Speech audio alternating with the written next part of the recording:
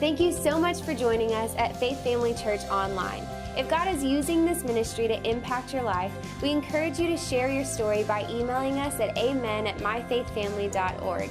If you would like to partner with us financially and help expand our reach as a church with the good news of Jesus, you can click the Give button located at the top of the page, or you can text to give by texting your amount to the phone number 281-724-3030. Again, thank you so much for joining us. We hope that you're encouraged by today's message. Hello, everybody, and welcome to week number 2 of a series that we are calling You Asked For It. We're taking some of the toughest questions you're asking and doing our best to answer them with the help of God's Word. And last week we talked about how we handle stress. I hope that was helpful for you. If you didn't hear that message, you can go back on our website and listen to it anytime this week or download our app. It's all right there. And this week we're going to answer another tough one. And it's one that many of you may be asking, and it's this: can God fix my marriage? Or can God help my marriage? Here today. Now, you may be single and ready to mingle, and you're thinking about tuning me out right now. Don't do that, because the truth you're going to learn today, I believe it can make you a wise sage in helping others that may have some relationship issues. Maybe you're here today and your marriage is absolutely perfect and there's no possible way that it could improve at all. Don't tune me out. You can help somebody else in your life, because I believe the thoughts we're going to share today can help every relationship that we have, and especially our marriage relationships. You see, I believe Jesus wants to make good marriages better, and He wants to make broken marriages whole. That's what He does really, really well. And I believe your marriage has a 100% chance of success if you choose to do it God's way. Amen, everybody? And if you're married here, you know it's tough. I mean, married life is a tough life. I'm reminded of Bubba and Marie, who had been married, for a little while. Everything started off really, really good. And, they taking selfies with each other and all of that. Now, not so good. The boat on the marriage waters is getting really rough. The water's getting rough. And they decided to go see a counselor. They said maybe a counselor could help us. So they went in, and the counselor, he just asked, what seems to be the problem? And Marie just jumps in. She starts ranting. She starts complaining about Bubba. He's lazy. He doesn't do the things that I want him to do. He's irresponsible. Bubba didn't get a chance to get a word in. That's when the counselor stood up, grabbed Marie by the shoulders, and just kissed her passionately on the lips. Sat her back down on the couch. Marie kind of looked confused, but yet kind of happy, like, what's going on here? And the counselor said this: this is exactly what your wife needs at least twice a week. Bubba looked a little confused at him, kind of like, well, all right, whatever you say, Doc, I'll have her here on Tuesdays and Thursdays. Come on, sometimes we need a little help, right, with this thing called marriage. And come on, how many of you are ready to make your marriages stronger than they've ever been today? Come on, can we do it? Let's do it. Pull out your sermon notes. Join me on the YouVersion Bible app. Search live events, and you'll find the notes there. Or just follow along on the screens. We're in the book of Romans, chapter number 4, and verse number 17. This is Paul writing, and he says this: God raises the dead to life, and He creates new things. What does that tell us? That nothing, no situation in our life is beyond God's ability to breathe new life into it. No matter what it may look like, now how dead, hopeless it may seem, that with Jesus there's always hope. He knows how to bring things that are dead back to life. And in this case, if your marriage feels dead, if your relationship feels dead, God can breathe new life into that today. That's what my prayer is for you. I pray that you'll experience that in a powerful way. You see, He specializes in marriage makeovers. He is the original fixer-upper. Sorry, Chip and Joanna, all right? So, Joanna, that's what He does. He knows how to fix things that are broken in our life. But have you ever wondered what breaks marriages? What causes them to decay? What are the missteps of marriages? I'd like to maybe offer 4, general ideas that I believe that all the problems that we face in marriage, they kind of fall into one of 4 of these buckets.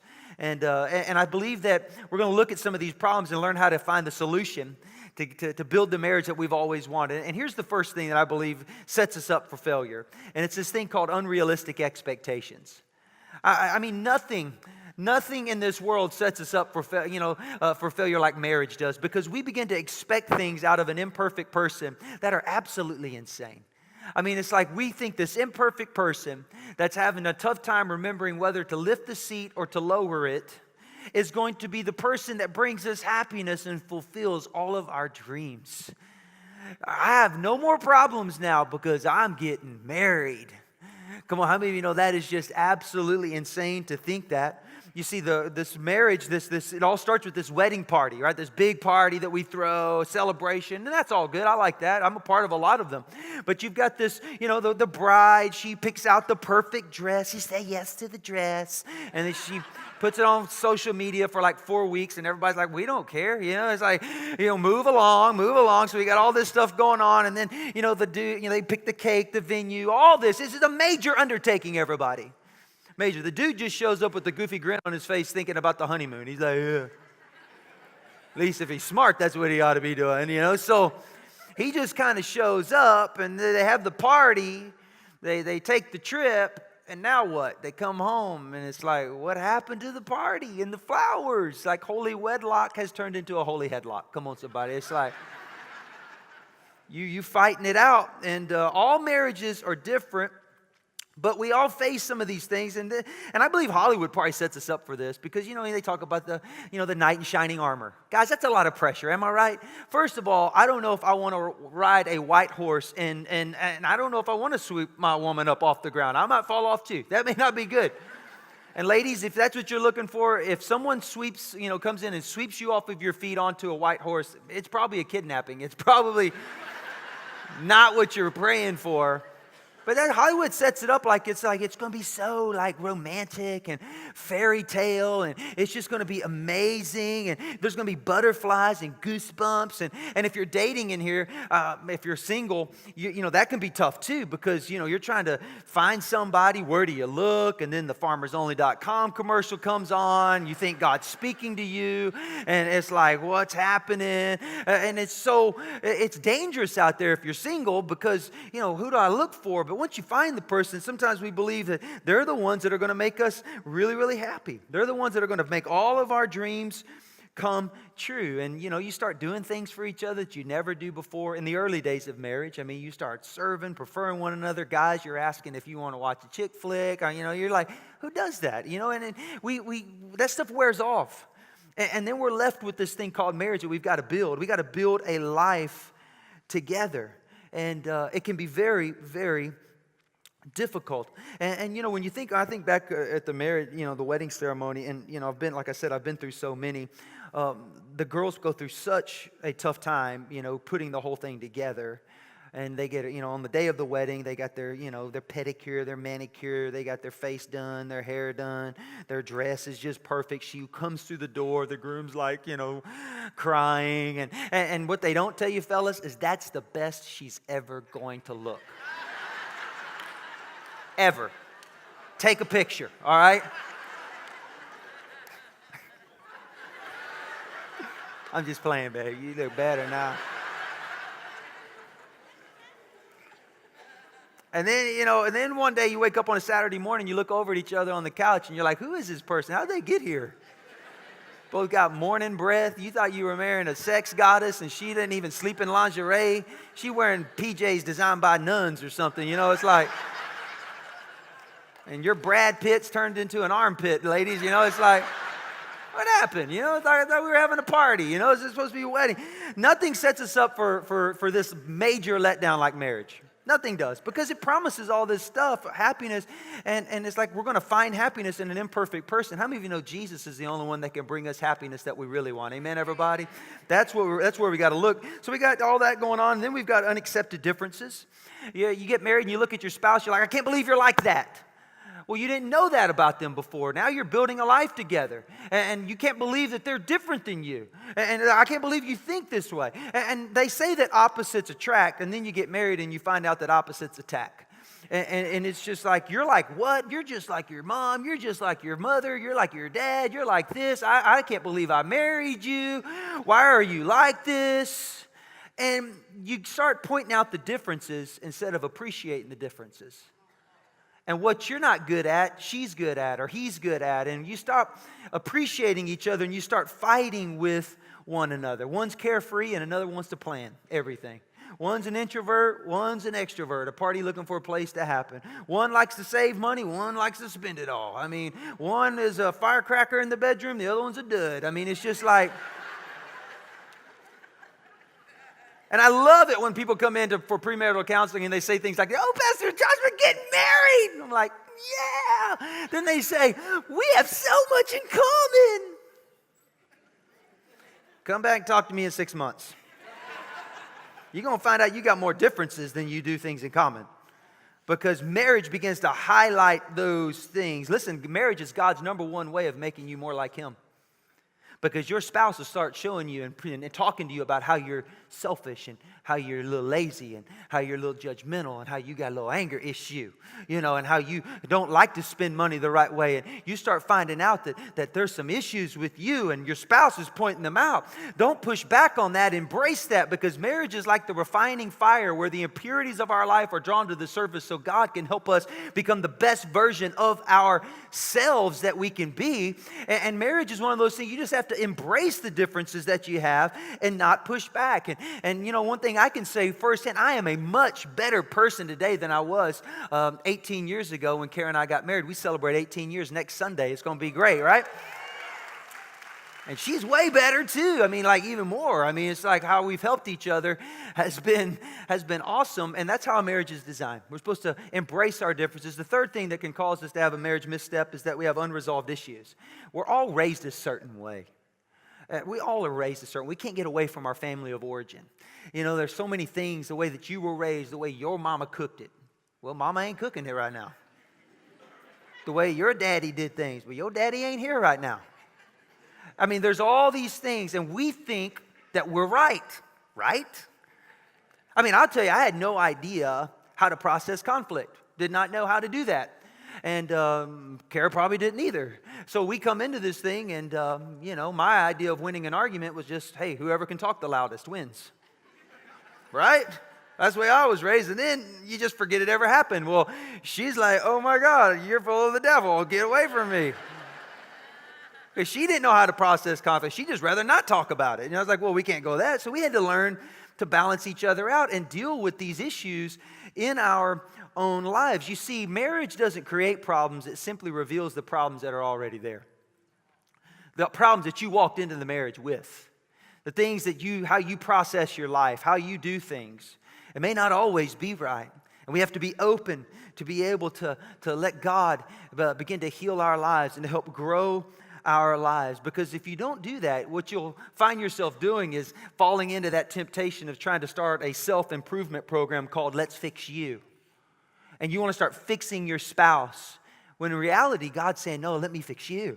Let it begin in you and have that mentality. You see, a successful marriage isn't about finding the right person. It's about becoming the right person. The person that you should be. And it begins with us personally. And, when we start having that mindset that the marriage problem that we're experiencing begins with me, how many of you know that changes a lot of things, doesn't it? When we start looking at things from that perspective. And then the fourth misstep that we can have is this thing called unforgiven mistakes. You know why we hurt each other in our marriages? Because we are imperfect people, every one of us, and we sin. We sin against God, and that sin not only harms us, but it harms the person that we're connected to in marriage. And it hurts them as well. You see that? And so if we're going to have a successful marriage, here's what we're going to have to do. We're going to have to forgive each other like every day, like a lot. You're going to need to have forgiveness in massive doses if it's going to work. If you're a person that hangs on to things and holds grudges and builds walls and reminds your spouse of their past all the time, can I tell you something? You are assassinating your marriage. There's no greater way you can sin against your spouse than to continually bring up their past. Now, if you've made mistakes in your marriage, don't look at your spouse and say, well, you just have to forgive me because Jesus forgave me. Jesus said, go your way and sin no more. There can be no reconciliation without repentance.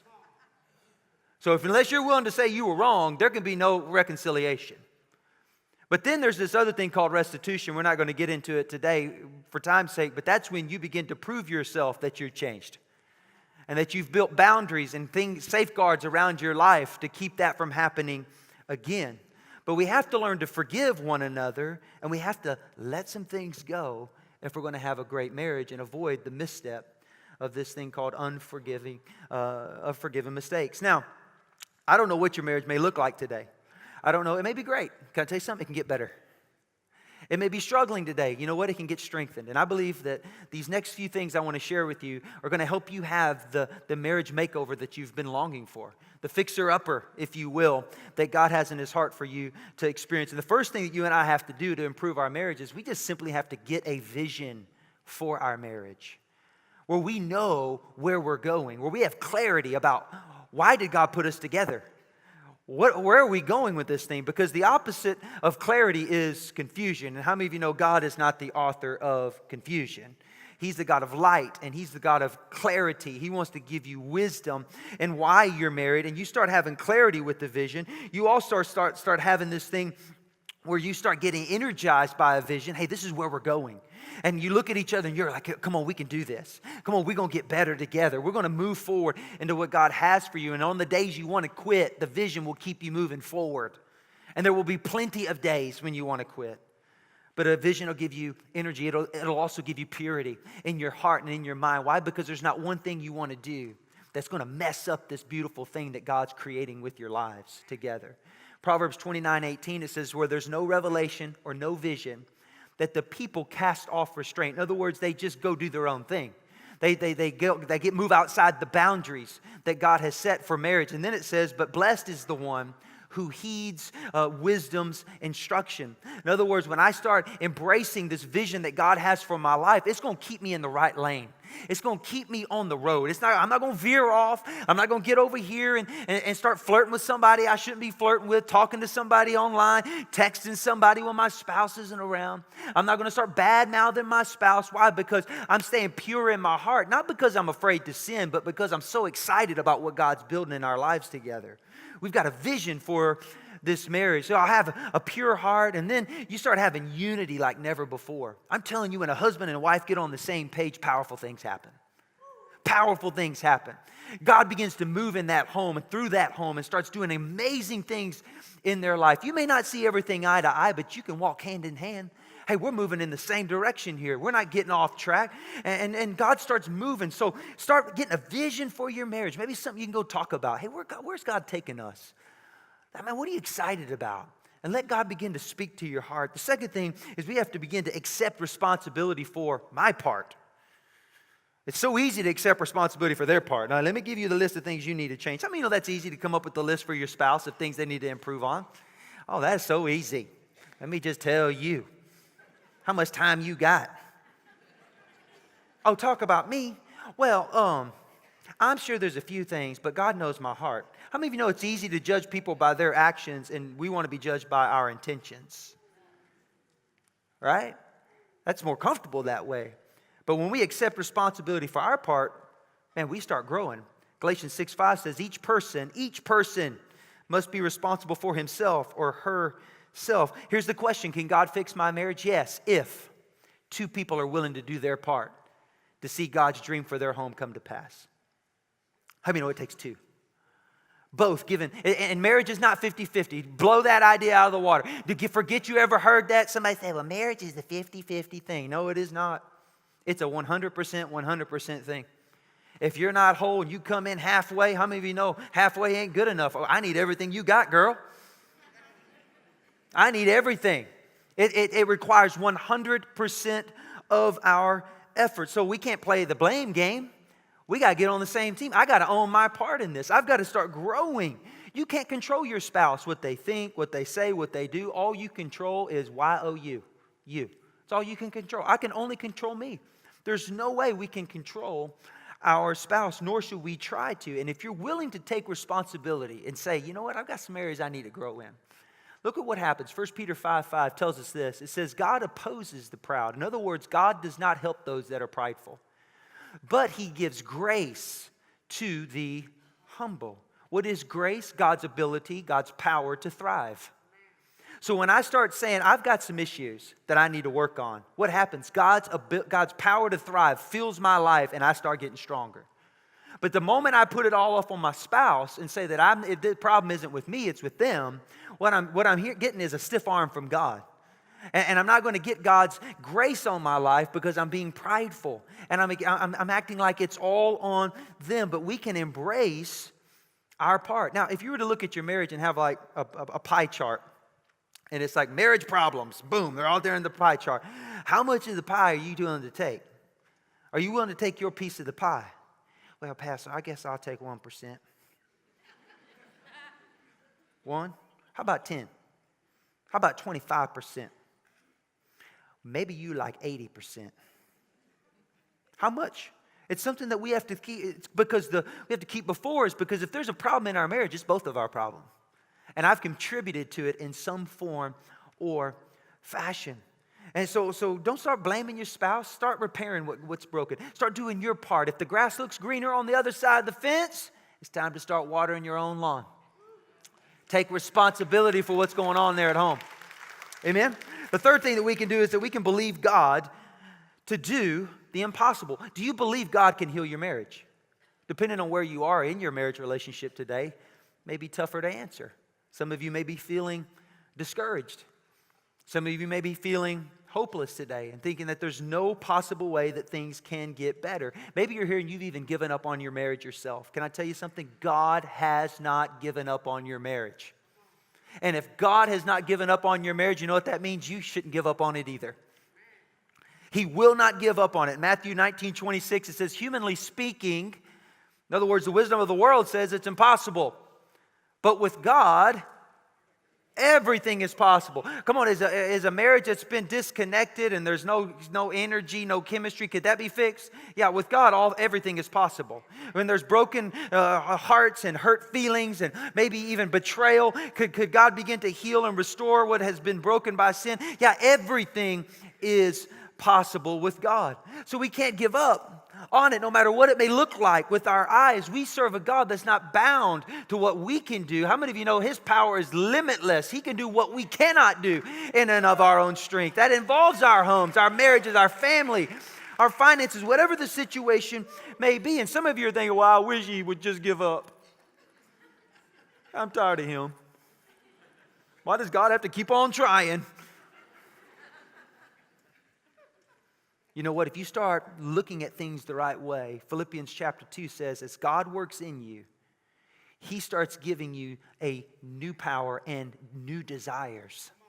It's like you start wanting new things. It's like that person that called your spouse. You're like, hey, I think I like you again. You know, you looking kind of hot. What's up? I was ready to hit you. I'm ready to. Come on, girl, get up here. Come in here. Come on, go sit by me. Come sit by me. God will start moving. He'll start making it way. And the third thing is that after we take responsibility and believe that God can do anything, then we have to commit to do our part and do whatever it takes. Hey, marriage is hard work. It's spelled W-O-R-K. Work, work, work, work, work. Now that's in your head. It takes work. Galatians 6:9 says, let us not get tired of doing what is right. Don't get tired of doing what's right. For after a while, how long? I don't know, after a while. I'm going to give this 7 days. I'm going to be nice to you for a week. Well, that's a good start. But how long is a while? I don't know. But after a while, we will reap a harvest of blessing if we don't get discouraged and give up. I'm just going to keep doing the right thing. It ain't about being right. It's about doing right. And in marriages, we want to be right. Who right now? He's right. I'm right and you're wrong. And you can't wait to say, I told you so. But man, if a marriage is going to be blessed, we got to be willing to say, I'm willing to do right. It ain't even about being right anymore. It's about doing right. It's about me getting things right. It's about me owning this thing on my own and what I can do. I came across a study that said that 61 to 62% of married people asked said that they were very happy in their marriage. Very happy. So the majority of people married say that they're happily married. Are there any happily married people in here today? Great time to say amen, fellas. All right. trying to help a brother out. Most striking of all, studies demonstrate that 2/3 of those that say they're unhappy now, that if they wait 5 years, those that waited 5 years and did not quit the marriage, even though they were unhappy early on, within 5 years' time, they are now in the happily married crowd. What's that saying? That the benefits of divorce are oftentimes oversold. Just get out. Just move on. And I'm not here, listen, I'm not putting anybody down today that's experienced the pain of a divorce. Let me tell you why God hates divorce. He does not hate divorced people. God hates the pain that divorce brings into people's lives. And I'm not here as a pastor to remind you of your past, because can I tell you something? Jesus is more concerned about your future. And we're concerned about your future. We're glad you're here. And we know that no matter where you're at, maybe you've been divorced, maybe you're in the process of that now, we believe that your future can be greater than your past. We do believe that God, by His grace, can help you redeem and restore and rebuild your life. Come on, how many of you are thankful for a God that loves us? He wants to help us. So, I don't want you to feel bad about that, but what I'm saying is that sometimes that comes into our mind, that temptation, well, I'm just going to go find somebody that'll make me happy. Well, no one can make you happy. You're as happy as you want to be. Every one of us in this room today, right now, are as happy as we want to be. And as long as you hold your spouse responsible for your happiness, it's going to be tough. It's going to be really, really tough, because you need to let them off the hook. You need to let them be human. You need to let them be a person, because only God can bring us the joy that we are looking for. And we want our marriages to be better. Many of us, we want it to be as great as they can be. And sometimes we'll see someone with a great marriage and we say, I wish we were more like that. Well, are you willing to stick it out like they did? Because every marriage in this room today, including your pastors, have had to stick it out. The first year of our marriage was the most difficult year of our marriage. And it was very, very difficult. Why? Because we didn't know how to be married people. Well, they don't teach us this thing in school. They ought to have a class on how to be married in school. I ain't used algebra or calculus yet. I'm still waiting. You know, teachers say, you'll need it one day. You lie to me. I ain't ever needed it. I ain't ever needed this calculus stuff. But I need somebody to help me when my wife's about to drive me crazy. Come on, am I helping anybody today? We need it. We don't know. Many of us come even from broken homes ourselves, and we're wanting a good marriage. We don't even know what that looks like. We don't even know what that is. What do I do when they do this? And the world says, well, just be happy. You'll find. And the world will feed you this line. It is from the pit of hell, that if you really love each other and are meant for each other, it would be easy. That is a lie from the pit of hell. If you love each other, you better roll up your sleeves and get ready to work. You ever seen an old couple? They just old and married. Been married like 60 years. You're like, oh, isn't that so sweet? It ain't sweet. They tried to kill each other 100 times. But they just made a decision that divorce is not an option in this home. What God has brought together, nobody's going to separate. And I got your back. I'm going to forgive you 100 times every day if I have to. God brought us together. And I may not feel like being with you right now, but I'm going to work this thing out. I don't know what God was thinking, but I'm going to go with it. Proverbs 24:3 says that we have to get wisdom to build a house. We got to find new truths. We got to learn them. That's why we, as a church, we want to help you learn those truths. We want to help you find out what it means to serve and to love and to give someone the benefit of the doubt and be able to build something that makes a difference in this world. Your home, your marriage, it's important to God. It's important to us. So there's a few things as you begin to do your part and do whatever it takes, some things you're going to have to do. One, you're going to have to embrace hard work. You have to embrace it, not evade it. Don't try to put it off on somebody else. No, it's going to take work. This is not in your notes. But there's a scripture, Matthew 19:5, where Jesus said, for this reason, for this purpose, a man leaves his father and his mother, and he cleaves unto his wife. That word cleave doesn't just mean joined. That's one translation. The real word means to pursue with all energy. That kind of sounds like work. Like we're going to work at this thing. I'm going to have to work to make this marriage happen. You see, when we first got married, if you're married in here, you know what I'm talking about. You didn't mind doing the work. I mean, you were doing nice things. Like, fellas, you getting all dressed up on Friday night. You know, get a little starch on that shirt, you know, a little crease, you know, got them boots shined up. Put a little Stetson, the Old Spice, buying flowers and chocolate. What happened to that? Now it's Crocs and socks and a dad bod, you know? You ain't helping with dishes anymore. You sitting in there on the couch. You ain't got up in 6 years. You know, it's just, you used to work. Ladies, don't be amening too loud. You used to try to look sexy and do a little something, you know. Get all fixed up, you know. And now it's just like, hey, well, if you love me, you just have to love me as I am. Girl, you look like you've been outside living under the bridge for like a month. Why don't we retire those, what are those PJ? What is that you're wearing, a hazmat suit? What are you doing? Like, go on down to Victoria's Secret, get you a little something, you know? I mean, you say, well, yeah, Pastor, you know, yes, he should love you the way that you are, but if the barn needs to be painted, come on, paint that barn, girl. Paint that barn. I'm trying to help some marriages in here today.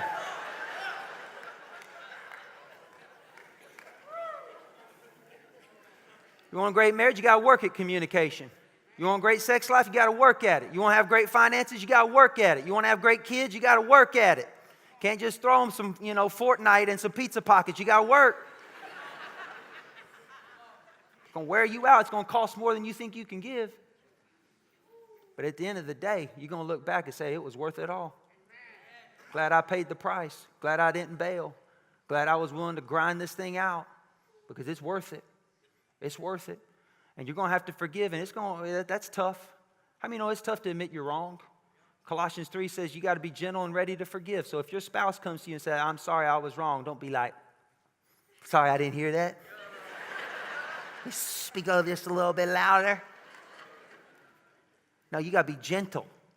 You got to be ready to forgive. Make it easy for your spouse to ask for forgiveness. Don't make them pay the price for telling you the truth, for admitting that they were wrong. Don't bring it up over and over again. Let that thing go. Let that thing go and trust God.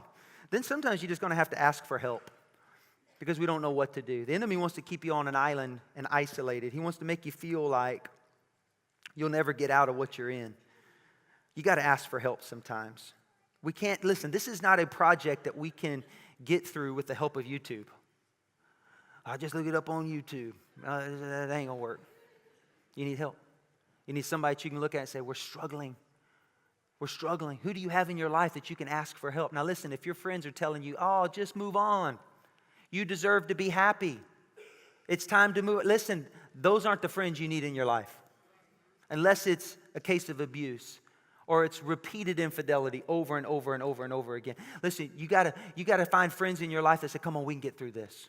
Come on, God, I know it's painful. I know it's tough. It's going to be hard, but God's going to help us get through this. You're coming through this. This church is filled with people whose marriages were on the rocks and God strengthened them. This church is filled with, we have couples in this church that were divorced, finalized. God brought them back together. This church is filled with couples that want to help other couples win in marriage. That's why we have small groups. And if you're not in a small group, you're not getting the wisdom and instruction you can. And Proverbs says, get all the wisdom, all the instruction you can, all the advice. I love getting around people that know more about things than I do. Tell me how to do that. If you want to be great at marriage, find people that are great at marriage and being married. Ask them questions. Talk to them. Don't be isolated. Don't be on your own. You don't have to be on your own. Ask for help. Help can come. And the third thing, final thing, that as you begin to do whatever it takes, you're going to have to rely on Jesus. Everything I've shared today is impossible in your own strength. We don't have the capability nor the capacity to love people in the way that we've talked about today. There's no way. You're going to need God's help. You're going to need God's help to forgive. You're going to need God's help to love. Well, Josh, you don't know what they did. Listen.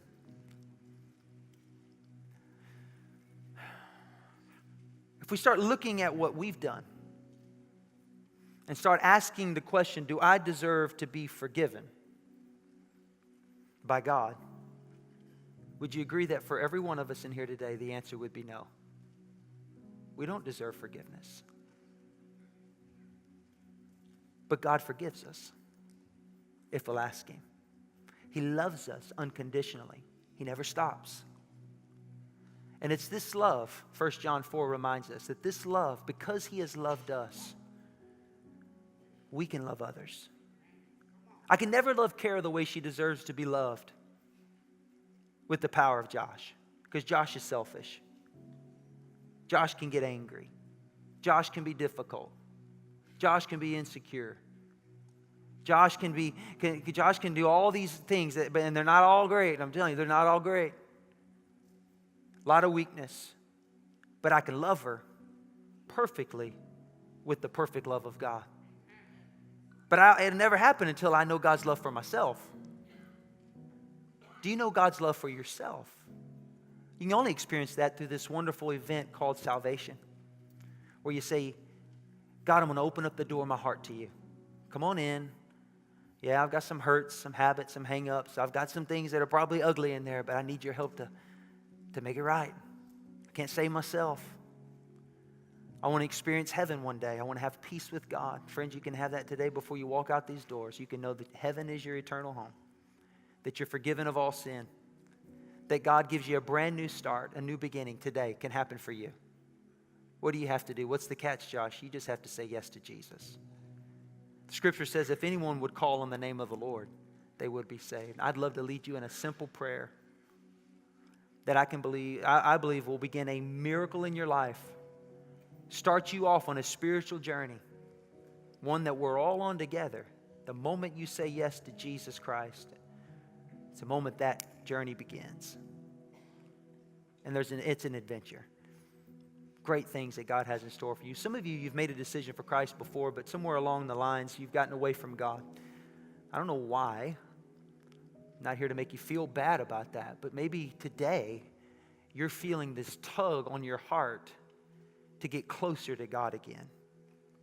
And God's calling you to recommit your life to Him today. It's kind of like, hey, you're getting a do-over. And I'm not holding your past against you anymore.